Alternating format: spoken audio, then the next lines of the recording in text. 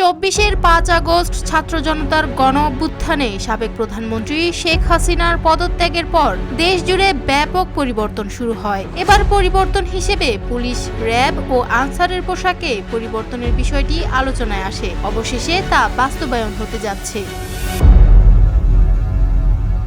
পুলিশের লোগো পরিবর্তনের প্রক্রিয়া অনেকটা এগিয়েছে। ইতিমধ্যেই নতুন লোগো নির্ধারণ করা হয়েছে। এছাড়া পুলিশের নির্ধারিত নতুন লোগো পাঠানো হয়েছে মন্ত্রণালয়ে। তা এখন অনুমোদনের অপেক্ষায় আছে বলে জানা গেছে। এর আগে গত ১২ আগস্ট পুলিশের ইউনিফর্ম ও লোগো পরিবর্তনের বিষয়ে একটি কমিটি গঠন করা হয়। তারপর ১০ সদস্যের কমিটিকে ৭ কর্মদিবসের মধ্যে প্রতিবেদন দিতে বলা হয়। ১১ আগস্ট পুলিশের ইউনিফর্ম ও লোগো পরিবর্তন করা হবে বলে জানিয়েছিলেন অন্তর্বর্তীকালীন সরকারের সাবেক স্বরাষ্ট্র উপদেষ্টা brigadier general M Sakhawat Hossain. তিনি জানান, পুলিশের ইউনিফর্ম, লোগো সব পরিবর্তন করা হবে। খুব দ্রুতই তা পরিবর্তন করা হবে।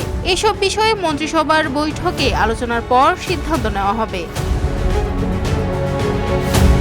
তিনি আরো জানান, পুলিশ কমিশন হওয়া উচিত। সেই কমিশনের অধীনে পুলিশ পরিচালিত হবে। তারা কোনো রাজনৈতিক দলের অধীনে থাকবে না। পুলিশকে যেন রাজনৈতিকভাবে ব্যবহার করা না হয় সেটা নিশ্চিত করতে হবে। আওয়ামী সরকারের পতনের পর পুলিশের কার্যক্রমে স্থবিরতার সৃষ্টি হয়। ১ সপ্তাহেরও বেশি সময় ধরে পুলিশ সদস্যদের প্রকাশ্যে দেখা যায়নি। এরপরই অন্তর্বর্তী সরকার সংস্কারের মাধ্যমে পুলিশ বাহিনীর সচলতা নিশ্চিত করার উদ্যোগ নেয়, যার অংশ হিসেবে পোশাক পরিবর্তনের বিষয়টি উত্থাপিত হয়।